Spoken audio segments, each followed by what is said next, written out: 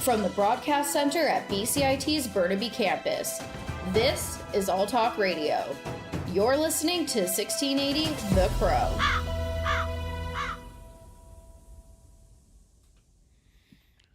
Good afternoon, this is Philip Kovacevic with your noon headlines. 2 new school additions are on track to deliver more student spaces as soon as the next school year in the fast-growing school district begins. With $24 million, the Ministry of Education and Child Care is adding 190 seats and 8 new classrooms to each of Ruth King Elementary and David Cameron Elementary schools. The new classrooms are expected to be ready for students in fall 2024. The additions at Ruth King Elementary and David Cameron Elementary will be custom-made prefabricated additions that will get students into classrooms quicker. With sustainable and energy-efficient designs, the additions align with the province's Clean BC targets and meet BC's enhanced energy requirements. Halloween is soon to be upon us. For trick-or-treaters, this is a very exciting time, but for wildlife, a very stressful one. Our reporter Liam Higgs has the latest. Trick-or-treaters are indeed getting excited as Halloween is just hours away now. Unfortunately, not everyone has a stress-free evening. This time of year is a very stressful time for wildlife, especially bears. From the fireworks to the amount of people out and about, you would think that would be enough to keep bears away. However, one particular decoration is attracting bears into people's front yards. Fur Bears Executive Director Leslie Fox shares what decoration it is. But there is, of course, a big attractant around Halloween, which are pumpkins. And so leaving pumpkins outside can bring wildlife like bears. So make sure to bring your pumpkins in after Halloween, or better yet, put them on display in your windows and stay safe out there. Liam Higgs, 1680, The Crow. And we have Liam here with us to give us some more information. So, Liam, what are some more details about what people can do to make sure that black bears and people are safe this Halloween? Thanks, Philip. Great question. Well, we talked a bit about making sure you bring your pumpkins inside during Halloween, but another huge step is disposing of them properly. Afterwards, a couple great things you can do is you can compost your pumpkins, but you can also contact your local wildlife shelter or wildlife rehab center and donate those pumpkins for food. Amazing. So, Liam, what are some other wildlife we should be concerned for? Well, Philip, raccoons and other small animals like birds or rodents have a rough time during Halloween. One thing people can do to make sure they're safe is try not to leave food or food wrappers out. But one thing that many people think of is decorations such as fake fabric, spider webs that can cause real harm to small animals. Back to you, Philip. Thanks, Liam. Over the weekend, 4 goats were found chewing on shrubbery in Abbotsford, BC, and were returned to their owner. Authorities say officers who received multiple calls about the lost animals wandering along South Fraser Way near Metzke Lane on Sunday morning. The officers were able to contain the goats and hand them to animal control. After the Abbotsford Police Department posted the animal escape on Facebook, the owner contacted the APD and retrieved their livestock. A murder trial, which was supposed to last 21 days in British Columbia's Supreme Court in Salmon Arm beginning Monday, has ended after the suspected Derek Favell entered a guilty plea. The man was charged with the killing of his former girlfriend, Ashley Simpson. Ashley was reported missing in April of 2016, but the body of the 31-year-old woman wasn't found until November 2021 during a search of an area outside Salmon Arm. Court documents have shown Favell was returning to court in Salmon Arm on February 6, 2024, for consideration of factors that could affect his sentencing. The BC Prosecution Service says sentencing is set for the following week. A recent research paper dives into what insects can tell us about dead bodies. Our reporter Jocelyn Chappelle spoke with an expert about how this can help investigators in homicide cases. By colonizing a dead body in a predictable manner, insects can tell us a variety of things, as highlighted in a paper by Gail Anderson, SFU School of Criminology professor. By looking at how old insects are and what species are present, Anderson described how the findings can assist police or investigators when examining a dead body. Oh, lots of things. Time of death is the number one, but they'll also tell us whether or not the body's been moved, for instance, by the killer moving the body from the original site to another one. Anderson says insects can also indicate other times of a corpse being disturbed, where wound sites might be, and if the victim was using drugs or was poisoned. Jocelyn Chappelle, 1680, The Crow. The full interview will play in our For the Record segment later this afternoon. UN Special Envoy Mark Carney is pressing Canada to stand with credible and predictable climate policies as he questions the government's move to lift carbon price on home heating oil. The UN Special Envoy on Climate Action and Finance says Canadians are facing affordability challenges not because of the carbon tax, but because of other pressures such as energy and food prices.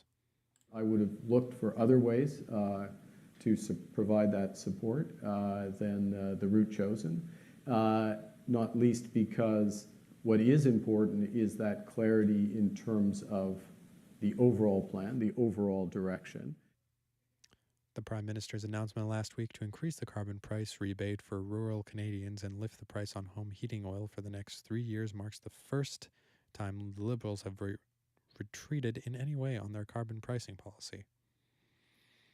Matthew Perry's co-stars on Friends released a statement on his death. Jennifer Aniston, Courtney Cox, Lisa Kudrow, Matt LeBlanc, and David Schwimmer say they were more than just castmates, they were family. They issued a joint statement to People magazine saying there is much to say, but they're going to take a moment to grieve what they call this unfathomable loss. Matthew Perry was found dead at his home in Los Angeles on Saturday at the age of 54. The Los Angeles County coroner has deferred giving a cause of death, which may take weeks to determine. I'm Archie Zaraletta. The Intelligence Ministry of Israel have drafted a wartime proposal to transfer 2.3 million people from Gaza to Egypt's Sinai Peninsula. The wartime proposal on a Gaza population transfer, dated October 13, 6 days after the Hamas militants' attack on Israel, has drawn condemnation from the Palestinians and exacerbated tensions with Cairo. The junior ministry does not have the power to take any such decisions on its own, and the office of Prime Minister Benjamin Netanyahu is playing down the document. But the fact that an Israeli government ministry would put such a proposal in writing has outraged the Palestinians and deepened Egypt's long-held suspicions that Israel would try to make Gaza Cairo's problem. I'm Charles de Ledesma.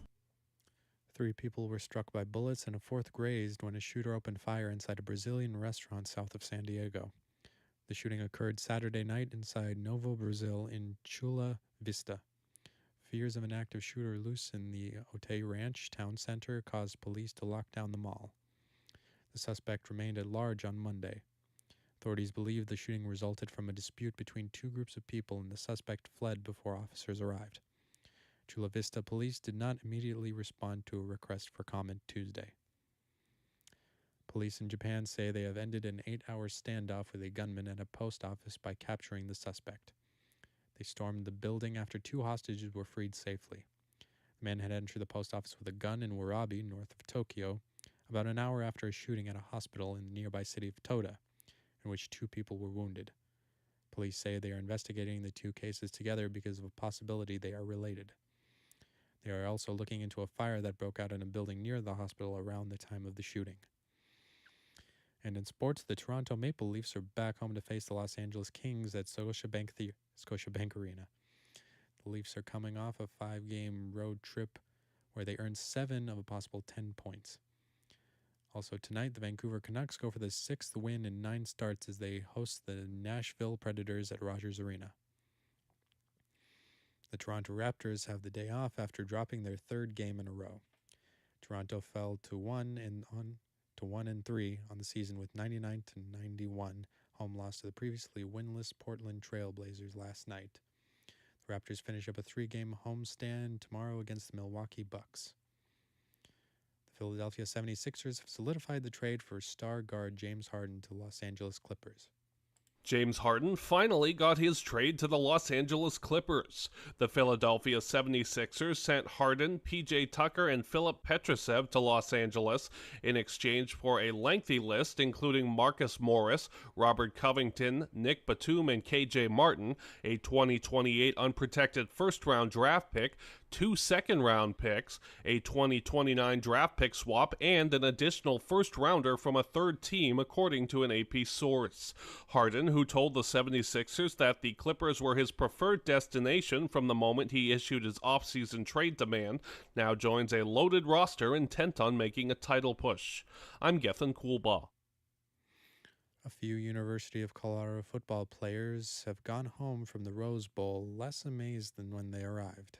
Several players say they had jewelry stolen at the Rose Bowl while they were out on the field against UCLA. Video has been posted online of what appears to be frustrated players after the game on Saturday. Pasadena Police Lieutenant Tim Bundy says investigators are trying to locate video. I don't know if there even is any video, but we're hoping for any leads at this point, and video is always a good place to look. The Pasadena Police Department, several other law enforcement agencies, and private security all work the stadium during games. Blake Trolley, ABC News, Los Angeles. A pro football quarterback has taken his final run of the season following a major injury. Kirk Cousins is out for the rest of the season with a torn right Achilles tendon. The Minnesota Vikings announced the news after the quarterback's first career injury put a somber tone on their 3-game winning streak. The Vikings said the MRI exam on Cousins confirmed their initial fear. The 12th-year QB went down in pain in the fourth quarter at Green Bay after planting his foot in the grass to try to avoid a sack. He limped off the field and was unable to put weight on his right leg. I'm Gethin Coolbaugh. Now for the weather. This afternoon it should be partly sunny with a high of 9 degrees Celsius. Tonight we should have a clear evening with cloudy periods over the night and a high of 5 degrees Celsius. Those were your news headlines for 12 p.m. Philip Kovacevic, 1680 The Crow.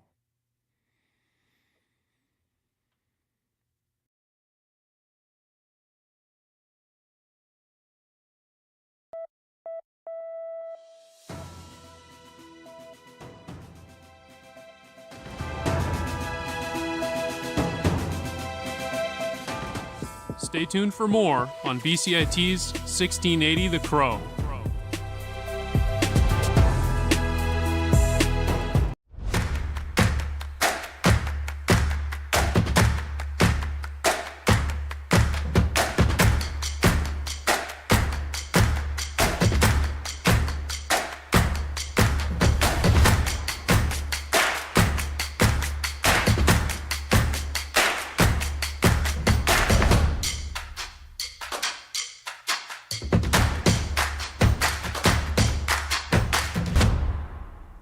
Everything is changing to digital. Everything is online. People aren't just waiting for the 6 o'clock news anymore. People want their news right now. They want to be able to go onto their smartphone, onto the internet, and see the news that they want to see.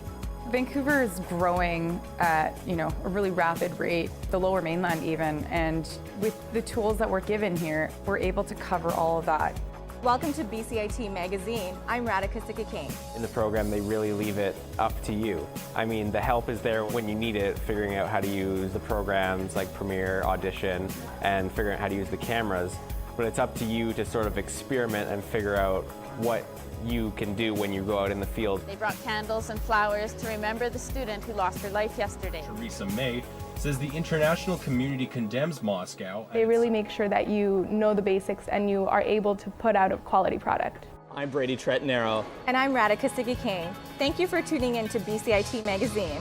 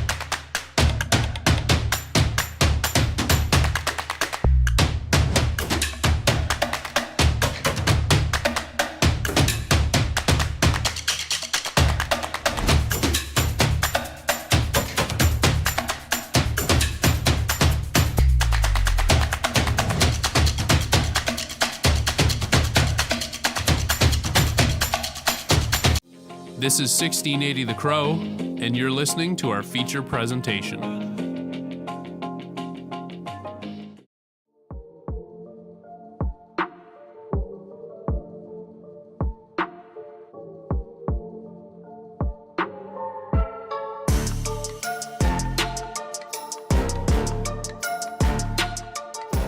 Welcome, everyone. I'm Max Mashman. I'm Jake McGrail. And we're doing The Monster Cast.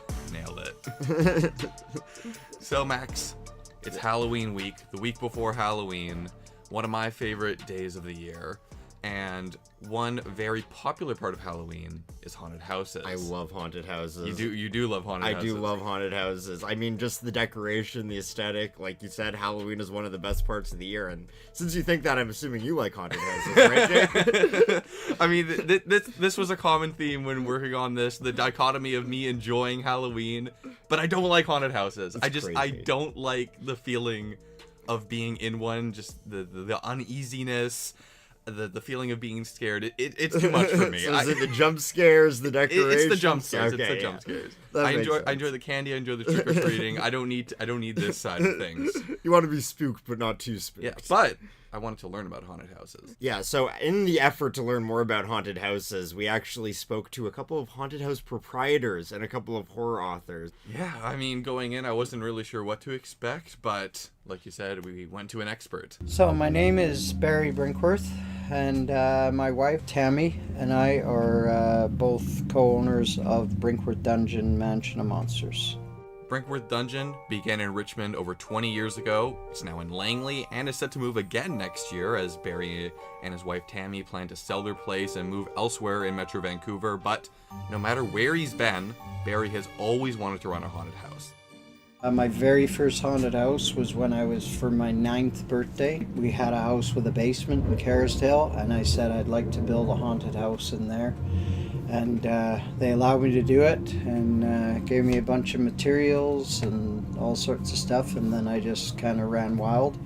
And I had 7 friends, and I toured them through and scared them. Last year was actually the 50th anniversary, really, of Brinkworth Dungeon. That's where it was all started.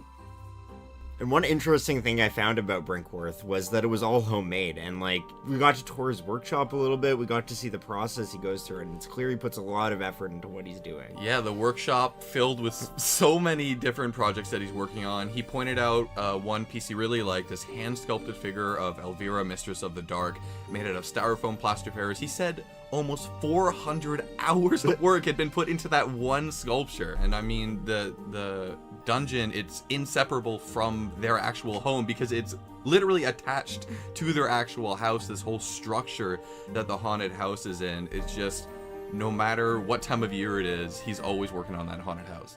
In my head, it's a year-round thing. It's happening like literally 24/7. On average, it's usually about 12 weeks before Halloween, before we're going to open.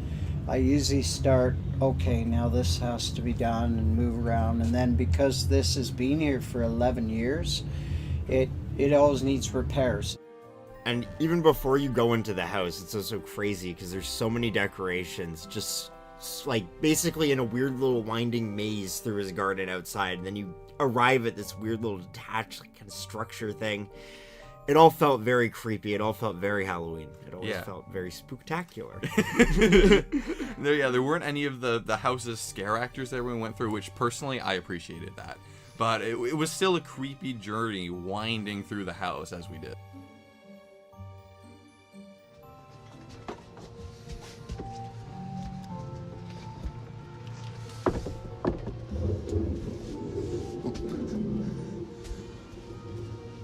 Okay, so we've made it inside now.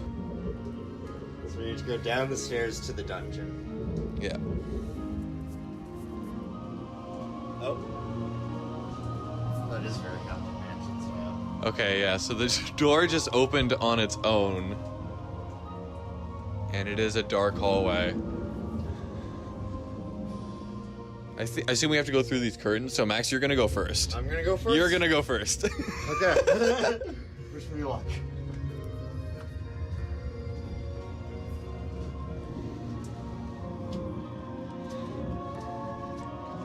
The roof is also leaking, which is which it adds to the aesthetic. It's not intentional, but it does very much add to the aesthetic.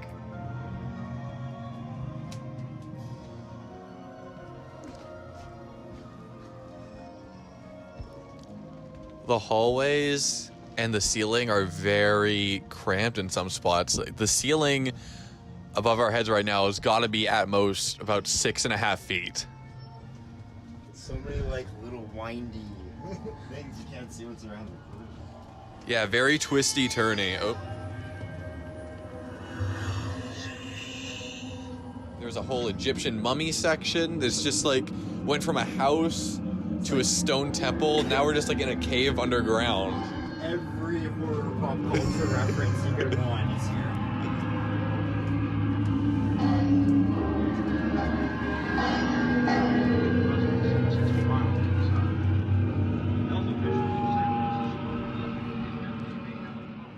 So, one thing that you might not have heard from the audio there was a jump scare at the end. Even though there were no scare actors, Barry, being the sassy little guy he was, decided to don a costume and jump scare us himself. And unfortunately, we did not capture Jake's reaction to that, but... It wasn't my fault. I was recording the audio. I don't know what happened. I might have pushed some sort of button when I was startled or like shook my phone in some way. But no, I mean, I wish we had it. I suffered, and it wasn't even for the content. Yeah, it wasn't for the content. And I mean, it was spooky. I mean, initially I almost thought he was a decoration, and then Yeah, I mean that's really goes back to why I'm not a huge fan of haunted houses, because going through the rest of the house and appreciating the artistry there, I thought that was cool. It was fun seeing all that creativity, all the creepiness. But then I just don't get why people enjoy that feeling of sudden terror and being scared in that way. Yeah, but someone who might get why people enjoy that sudden terror and being scared in that way is horror author, local Vancouver horror author, Christopher O'Halloran. I think most people want to feel the danger. And we see that a lot with, action movies and thrillers and everything. And we see that a lot with the proliferation of true crime these days. And Chris also thinks there might actually be a real-life benefit from consuming horror as a genre. Maybe it prepares them for the real world.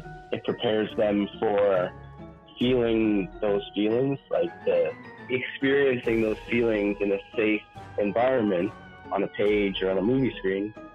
It allows you to find some sort of peace for when that actually happens. I mean, Max, I don't know about you, but for me personally, I don't know if anything will prepare me to have a feeling of peace when someone wearing a clown mask jumps up from behind a wall and wields a knife at me. But that's just me. And speaking about feeling horrified in the moment, we also went to another haunted house, one called Cougar Creek, which was almost like a haunted village. And then while we were there, we spoke with Heather Gibbons, one of the longtime staff members at the place. The funny thing is, I'm not really into horror, but I love the atmosphere. It is a crazy, fun atmosphere. People love it and hate it and love to hate it, if you know what I mean. So now we have someone not even that into horror working at a haunted house. I thought that was like the most important thing you had to put in your job application. Yeah, well, I think Heather just loves the work because of the social element of it. I mean, according to what she said, and the actors and like just kind of the vibe and the experience. The customers are great. They come out of the house breathing very hard, and sometimes even worse than that. But they love to talk and tell what they experienced, what they enjoyed, and that sort of thing. The actors are crazy, but so much fun.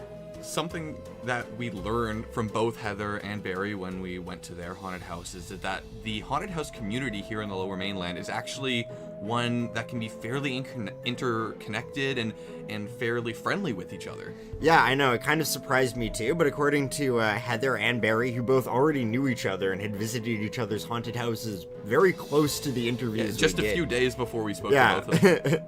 And apparently, so a very interconnected community and a lot of friendly competition. In BC, there aren't that many haunted houses, so it is a community. Of course, they want to keep their secrets, and you don't ever reveal everything. You always hold a few things back, but they do work together as much as possible. I really didn't expect going in how much we heard from both haunted houses we checked out about the feeling of community. Yeah, but I guess like all the actors are all local, right? All the staff are all local, and they're doing it as almost a community event. I mean, I know both haunted houses donated to the food bank. I know for Barry, it was a big part of the reason he started his first kind of professional one. I mean, his first one was when he was 9 years old, but yeah, first professional one. First professional one was to raise donations for the food bank, and what he actually told us was that at the time, very unique model, and then he realized that like everyone else was also doing that, which is kind of crazy, honestly. That you have a community of monsters, spooky people, but they're just sweethearts wanting to get back to the community. We're in the business of scaring people, except also at the same time we're doing all this charity work for the same people that we're scaring. And so another common theme is that these houses, they're run by artists, and this is really a way for them to express themselves. They put a lot of effort and care into their work, and it's on top of being about scaring people, it's also this way of just showing off all of this passion that they have. Our cost to actually do this is like, it almost makes it impossible to do it, but I have so much passion for it. I'm an artist. It's expressing yourself and doing something you're really passionate about. So my thought is, if a child goes through here and sees something and sees that somebody has made a monster from nothing or carved a wall, they might go home and say, can I stay up a little bit later? I just want to draw something. I said, and that guy might grow up and be in the movie industry.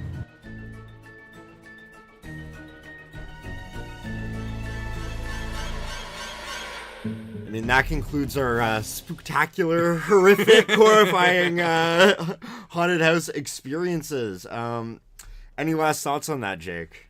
I mean, I can say that haunted houses, still not for me personally. I mean, I do get why people like you, like Barry, like Heather, like everyone else do enjoy them. I feel like I'm someone, I can appreciate them more from a safe distance. So your opinion wasn't changed on these? Not too much. I mean, I enjoyed hearing more from their perspective, but and seeing the artistic side of it, but I don't think I can be convinced to enjoy jump scares. Well, Jake, let me tell you, my opinion did change. Oh, what is it? For the better. I love them even more now. We didn't think we could keep climbing higher, but we keep climbing higher. Exactly. Yeah, I mean, that'll do it for this episode of the Monster Cast. And until next time, happy haunting.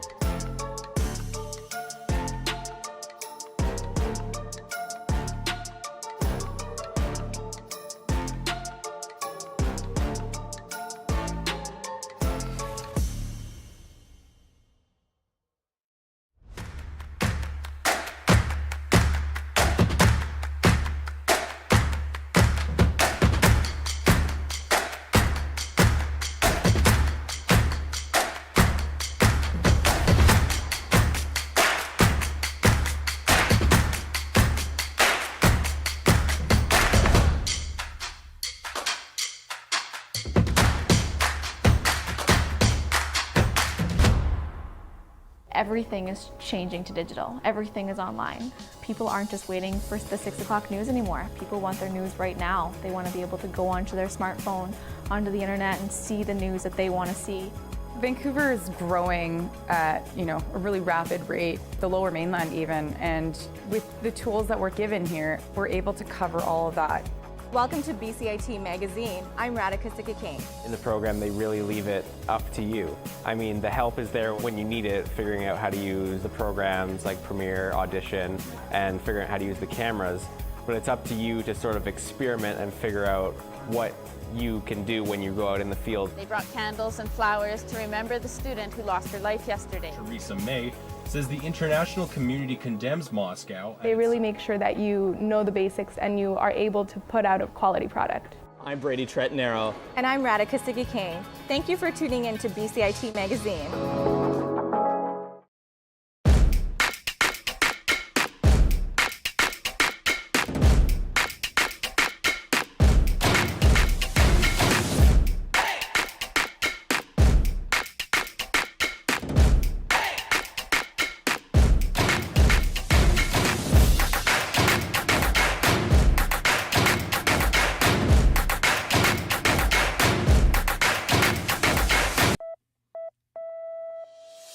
From the Broadcast Center at BCIT's Burnaby Campus, this is All Talk Radio. You're listening to 1680 The Crow. A very happy Halloween and thanks for joining us. I'm Jagraj Lawley with your 12:30 news update on 1680 The Crow. In Vancouver's Kitsilano neighborhood, a collision is under police investigation, resulting in injuries to 2 pedestrians, one of whom tragically succumbed to her injuries several days later. The incident occurred on the evening of October 19th when a Mazda CX-5 and a Toyota Prius collided near the intersection of Balsam Street and West 4th Avenue. Subsequently, the vehicle slid into the intersection, striking 2 individuals who were positioned on the southeast corner. The victims, a 53-year-old woman and a 48-year-old man, were initially hospitalized with injuries that did not appear life-threatening. Regrettably, the woman passed away in the hospital on October 25th. Both drivers involved in the collision were reportedly escaped without injuries.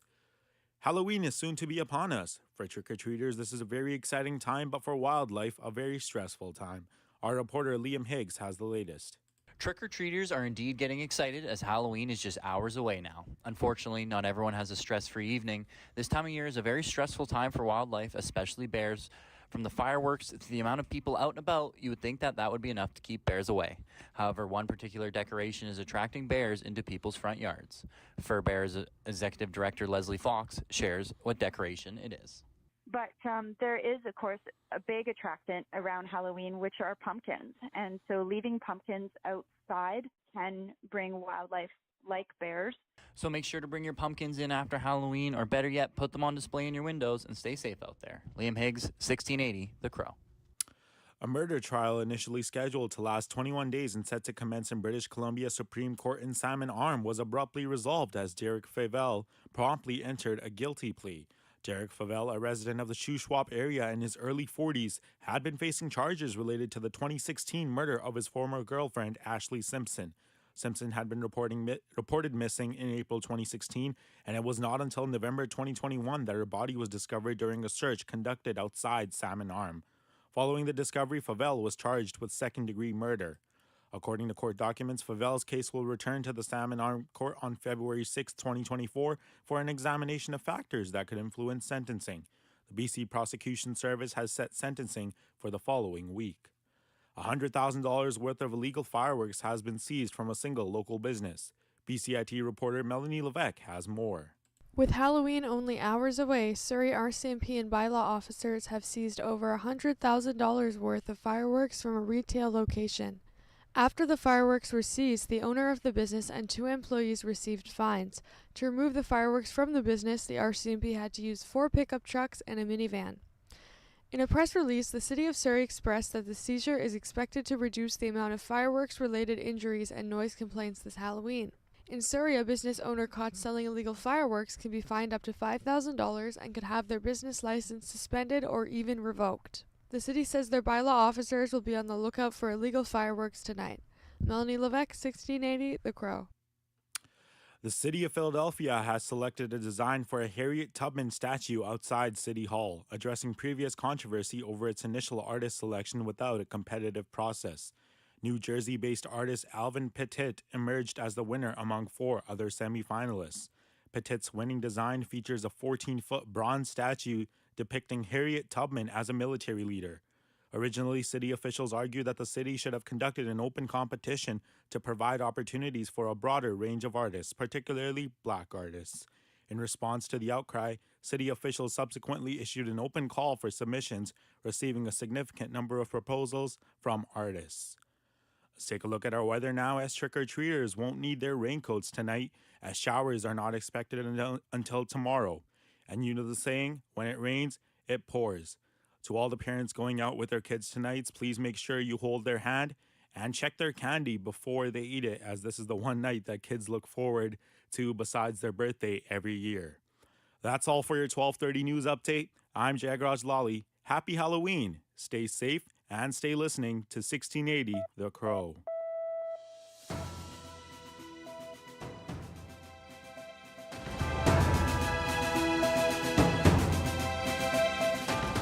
Stay tuned for more on BCIT's 1680 The Crow.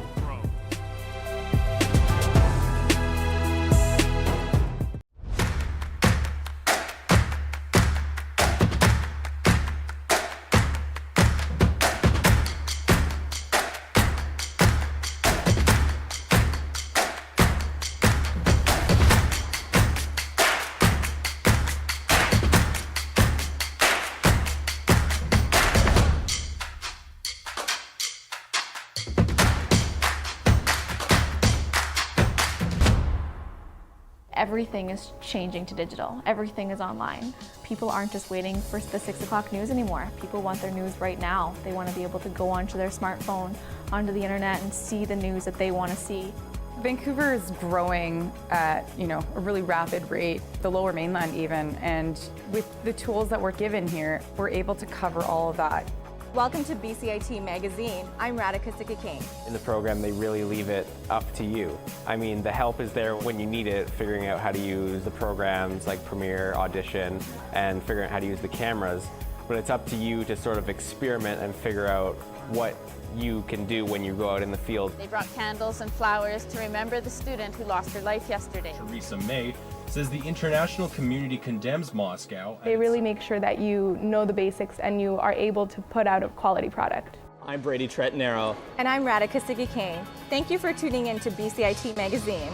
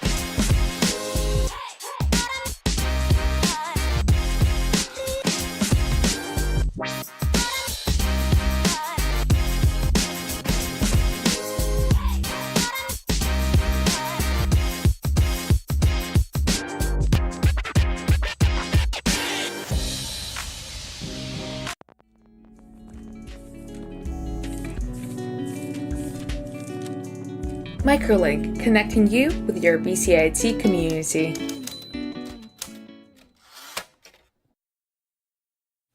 Hello everybody, my name is Tatiana Yakovleva and welcome to the first episode of Microlink for the fall term. I'm excited to be back. This episode has a lot in store for us. But first, I would like to acknowledge that the land on which BCIT's main campuses are located is the traditional and unceded territory of the Coast Salish peoples, specifically the shared traditional territories of the Tsleil-Waututh, Musqueam, and Squamish First Nations. To start us off, I sat down with Celine Loriot, the president of the Student Association, to talk about the new executive board, what their visions are, and what's next for us. Celine, why don't you introduce yourself?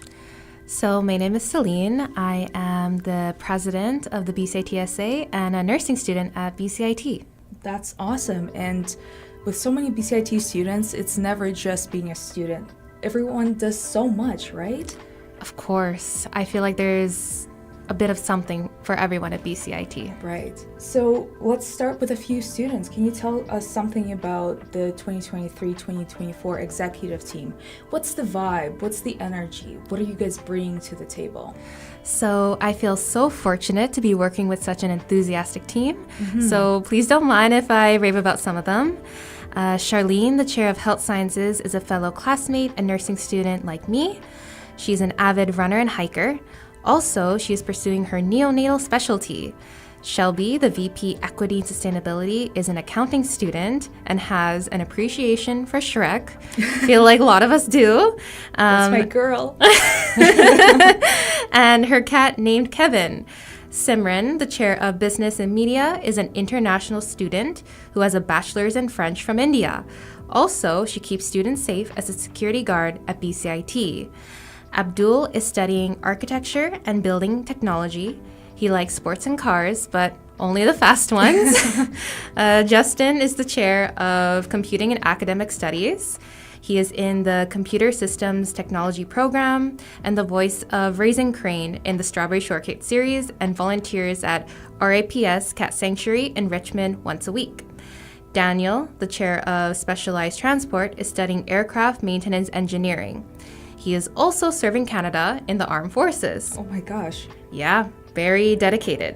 Lastly, Jimmy, the VP External, is an electrical engineer student and a Lego connoisseur. I could go on about Mia, Rishank, Josh, and Matthew.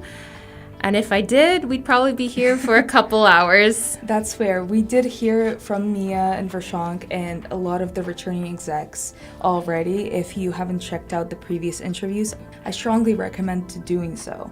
Well, Celine, enough about your team. I want to hear about you. What do you bring to the executive team as the president?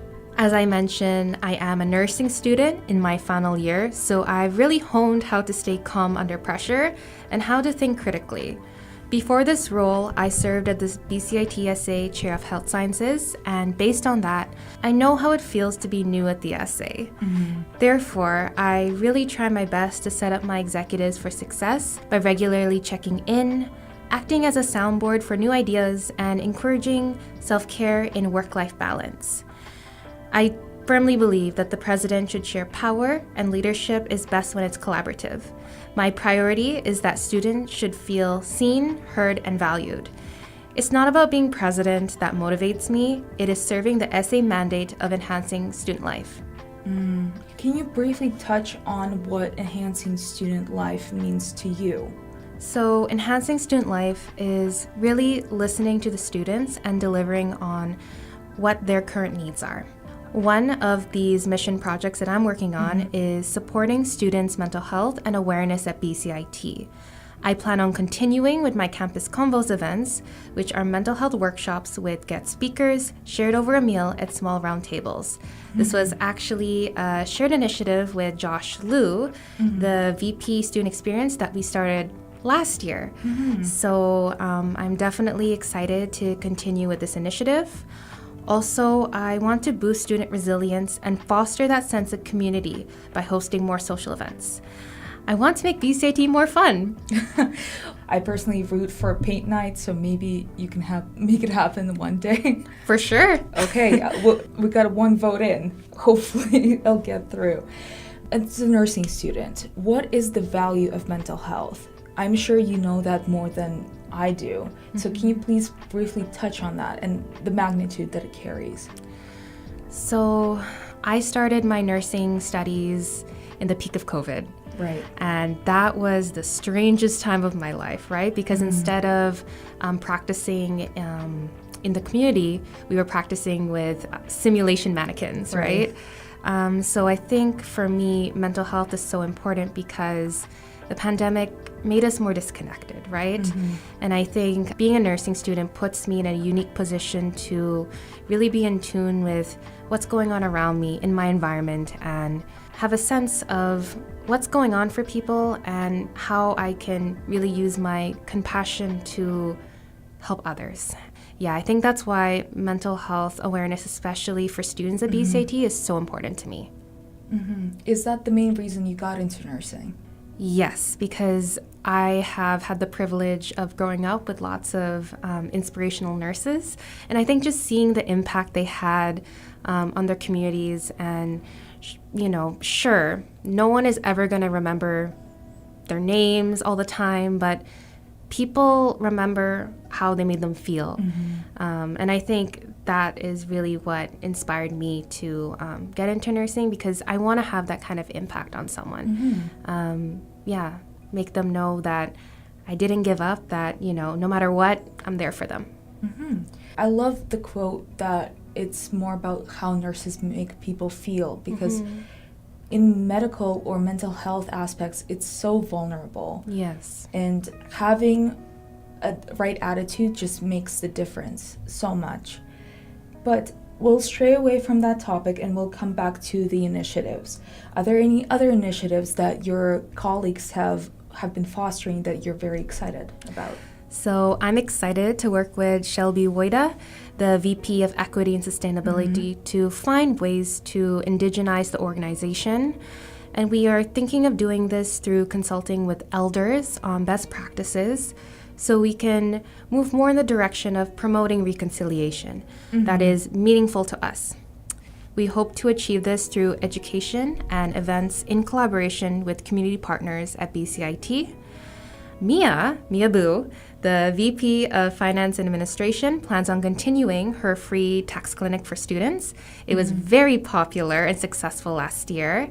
I think this is an excellent initiative as tax time can be stressful for students, and it allows student volunteers to practice their tax skills. Vershank Prabhu, the chair of energy, is leading the SETREP committee, which is focused on improving the SETREP program for everyone. And actually, many executives are interested in finding ways to just make it that better experience. And lastly, Justin Saint, the chair of Computing and Academic Studies, plans to continue hosting the annual QDS Hackathon, where teams work together to create solutions to an industry problem. And the winners get prizes and chances to connect with the judges who are potential employers. Ooh, lots of fun stuff happening. So you mentioned the tax clinic, correct? And I personally can vouch that I volunteered for it last year. Honestly, an amazing experience for those who go there and volunteer there as well. But speaking of taxes and the economy, as you know, that the current economy is not very favorable with the interest rates rising, and it has affected everyone. Currently, there was a referendum last year regarding finances. So how does BCIT Student Association operate in a deficit? And how do you choose your priorities when it comes to limited funds? Because everything has a limited fund. We cannot... Of course. Unfortunately, we would love to have unlimited funds, but that's not realistic. So how do you set your priorities in this situation? It's true that we are in a deficit, and we have chosen not to cut back services to students. Hosting successful events requires thoughtful planning and buy-in from the team. Also, we have options to move funds around to support initiatives. For example, September is jam-packed with student-facing events that we started planning many months in advance. The execs will be present at the events, so please stop by and hang out with us. It'll be great. Awesome. Well, can you give us a sneak peek of one of those events? Oh, one of them, we plan on having a pub party where we'll have a DJ and we'll have meal specials. And yeah, I'm really excited just thinking about it. And besides the social events and gatherings, what do you think that the students at BCIT need the most in this current time? It isn't easy being a student. Affordability is huge, and we know students need to feel supported during their academic journey, and there are numerous negative impacts from the rising costs of parking, housing, food, education, and textbooks. The list goes on. I see it every day with my classmates, many of whom have to work longer hours or take additional jobs just to make ends meet. Right. Additionally, mental health challenges continue to be prevalent, and no student should have to face this alone without adequate support. The SA is here to help, and will keep pushing BCIT and the government to step up even more. And what does stepping up mean for you in this case? So stepping up means really addressing these needs and being there for students. We opened a food pantry and we secured student support as a BCIT SA community for increased investments in this program over the coming year. Most importantly, we are constantly advocating to BCIT and the government around parking affordability, student aid, better regulation of international tuition, and increased mental health support. And as far as I understand, that's the responsibility of VP External to lobby for those things. Correct. I know that's not your role, but can you briefly give us a sentence or two to summarize what your colleague does? So Jimmy, the VP External, he goes on lobby trips with the government relations strategist Stuart. And in those trips, they are purposeful trips where they advocate for students in meetings with government officials. I'm sure it's very tiring to do so, but I appreciate Jimmy doing that on our behalf. We'll get to the nitty-gritty part. I've heard some rumors that some students feel there is a disconnect between the student association and the students themselves. Do you think that is the case? We can always do better. And this is top of mind during my presidency.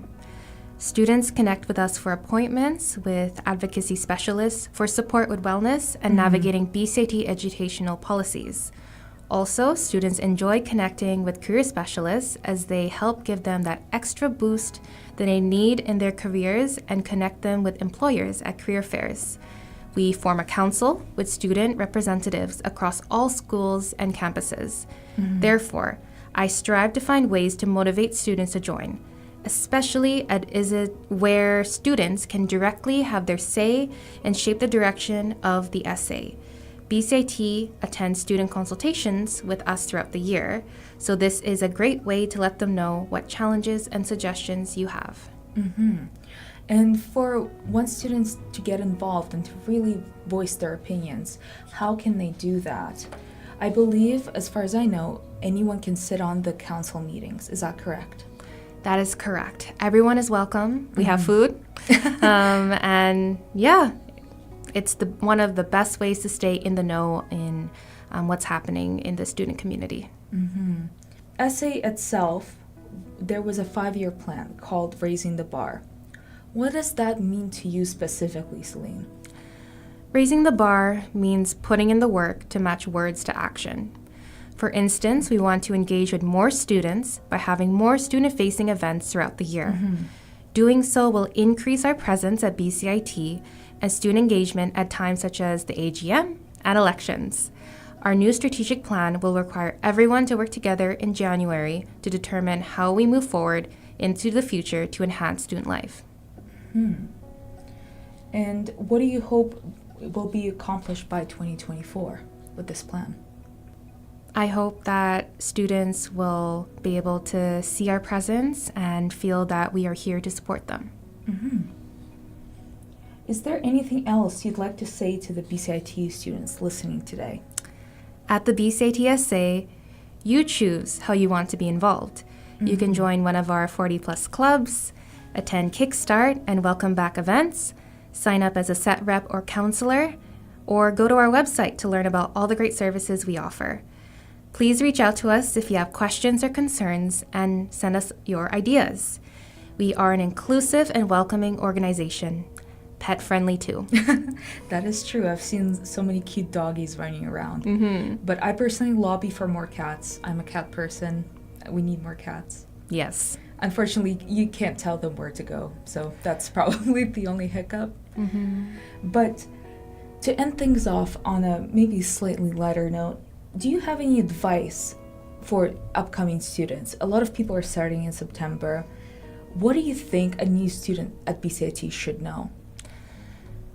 At BCIT, there are so many people that would like to help you and so many resources here. And no one is ever going to turn you away if you say you're not okay. And yeah, we are a supportive community and we really want to see our students thrive. I think it takes effort to reach out, which is why there might be a sort of barrier when it comes to it. But I can say from personal experience, it is worth it. If there is anything, an issue going on, and even if it's not really related to student life, you can always find resources. I personally encourage every listener to really reach out to people. We're only an email away, really, so. Yeah. And you can book appointments with Celine and other executives as well. Can you tell us a little bit about that? So each executive holds their office hours, and one way to find out when we're available is to go on our website and click the link to book an appointment with us. Or even if you just see us in the hallway, talk to us. We're happy to chat. So now you know how Celine sounds like. So if you hear her voice, you know who she is. That's her. It's like, hi, Celine. But thank you so much for joining us today. I hope that the September will be off to a great start. It sounds like a lot of is cooking up, and I'm excited to see what's going to happen. Yeah, like I said, I want to make BCIT fun again. To continue discussing changes at the Student Association, I sat down with Roland Gagel, the Director of Finance and Interim Executive Director for the SA. He and I discussed what his two current roles entail, how they play into one another, what their differences are, and what they do to make the student life better. Hello, everyone. I'm here with Roland. Can you introduce yourself? Hi, my name is Roland Gagel, and I am the Director of Finance and the Interim Executive Director for the Student Association of BCIT. So, Director of Finance is your main role, correct? That is correct. Can you tell me more about your main role? I've been with the Student Association since 2003, so 20 years now, and my role as the Director of Finance is to oversee the finance and accounting and administration of the Student Association. And in terms of being Interim Executive Director, how does that look like for you? I get a lot more emails on a daily basis now. So in terms of the role of the Executive Director, it's overseeing the operations of all of the staff and acting as a liaison, as a liaison to the board and council. So assisting and supporting them and translating their objectives down to the staff and trying to achieve the goals that they want to have. And in that position, do you integrate with all of the levels of the Student Association, or is it more of a relay between the board and the employees of the Student Association? There's obviously a team of people. I don't talk to everybody individually.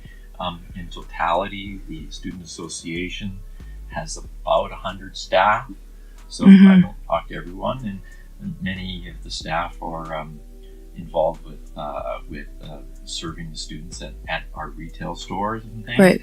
But so I mean, I don't manage all the staff directly. There's a team of directors that I directly liaison with or chat with and inform them or inform them of the board's wishes and just manage the operations from that point. And how long have you been in this interim role? Since June. Okay. And combining this and your main role of Director of Finance, what does your day in your life look like? Answering a lot more emails than I used to be doing, and trying to fit in the Director of Finance duties, some of which I've downloaded a little bit to the controller of the Student Association. Everyone's pitching in as best they can to help me out. It's an awful lot, and I certainly don't mind doing it for the benefit of the Student Association. So I certainly can't do it by myself. All of the staff are helping me out as best they can. And I did hear Little Bird say that you do bike to work. Do bike to work most days. Most days. That's a nice start to your routine. Is there anything else that you like in your daily routine to break up the busyness? Well, I try to make sure I have lunch. That's always good. That's always good. Other than that, no, it's bike to work to sort of get some fresh air and get going, and then it's doing the work and trying to answer emails, try to reach out to staff, talk to staff directly. I try not to sit at my desk too much. I do like to chat with people because I find it's a more informative way to bring the team together and sort of move things forward. So yeah. Is there anything else you'd like the students to know about you and the Student Association? I've been with the Student Association for 20 years, as I said. I've seen a tremendous amount of growth in the Student Association since I started. It is a completely different organization since when I started in 2003, but the mission has always stayed the same. All of the staff are dedicated to tagline. It's not just a tagline, it's the mission of the Student Association, which is enhancing student life. I'm always striving to make the Student Association better, but always better in the sense of trying to make things better for students, because the students are the members of the Student Association. And how does that betterment look like in the next 5 years for you? Well, there's a number of projects on the table in the short term in improving the food pantry, food security program. We've recently hired a food security coordinator as per the referendum that was passed last spring by the students. So enhancing that program, part of the objectives of that program is to bring it to the other campuses where possible. How that is actually going to look is still to be determined, but we're working on that because we fully understand the need of food security exists at all campuses. We're still working with BCIT to determine where additional space for the Student Association could be on campus. That is part of the mandate of the Student Association. And so that's still in the works. It's taking a little longer than we anticipated just because of the complexity of the negotiations with BCIT and the need to find the space and then to pay for it. We are collecting a new building fee to facilitate the building of a new space or acquiring a new space, however that may be, and there's just a lot. It's a complex thing, so we're still working on that. And then just in general, just trying to strive that all of our services are a little bit better every year, and make the delivery of services to students more efficient, more effective, and of more value to students.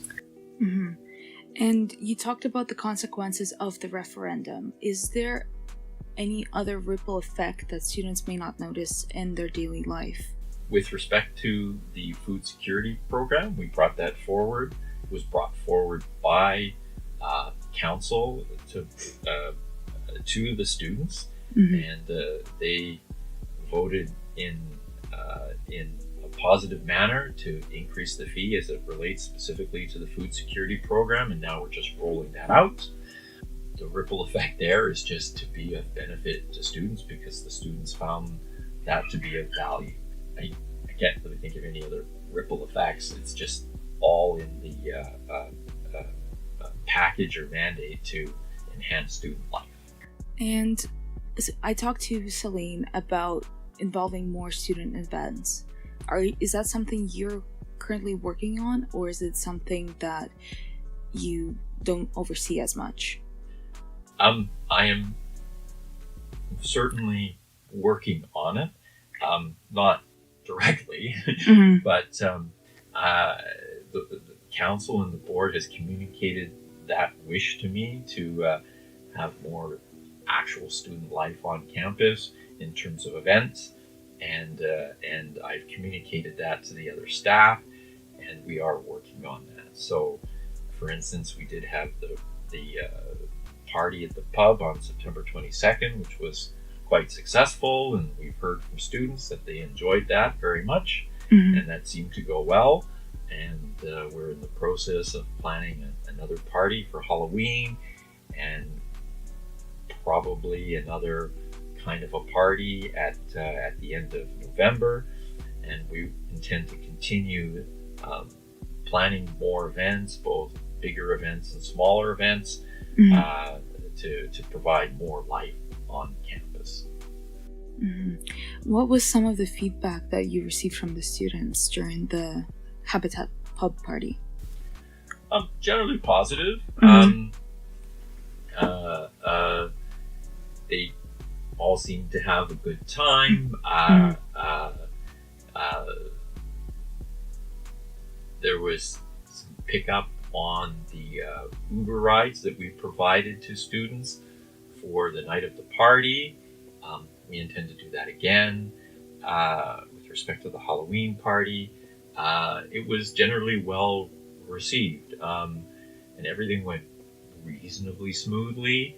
There weren't really any major hiccups as far as I'm aware. So it was generally positive.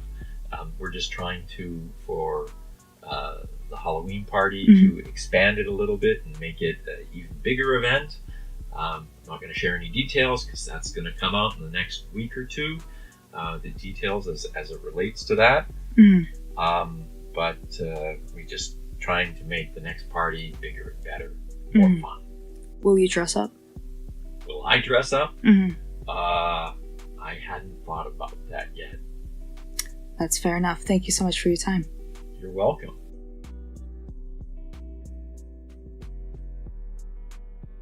I hope those 2 interviews were very insightful for you folks, because they were for me, and I work for the Student Association. Oh, but speaking of, you can check out more Student Association content, events, and things that are happening in the area on the Instagram at BCITSA. Same with Link. Our Instagram is at LinkBCIT. Also, check out our TikTok, run by yours truly. Thank you so much for tuning into this episode, and I will see you in the next one.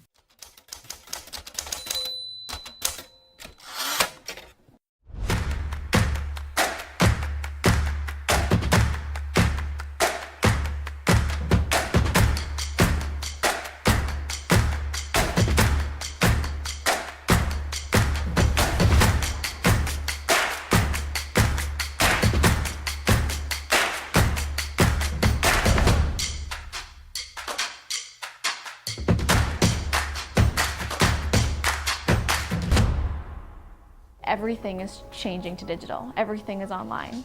People aren't just waiting for the 6 o'clock news anymore. People want their news right now. They want to be able to go onto their smartphone, onto the internet, and see the news that they want to see. Vancouver is growing at, a really rapid rate, the Lower Mainland even, and with the tools that we're given here, we're able to cover all of that. Welcome to BCIT Magazine. I'm Radhika Sikakane. In the program, they really leave it up to you. I mean, the help is there when you need it, figuring out how to use the programs like Premiere, Audition, and figuring out how to use the cameras. But it's up to you to sort of experiment and figure out what you can do when you go out in the field. They brought candles and flowers to remember the student who lost her life yesterday. Theresa May says the international community condemns Moscow. They really make sure that you know the basics and you are able to put out a quality product. I'm Brady Tretanero. And I'm Radhika Siggy-Kane. Thank you for tuning in to BCIT Magazine.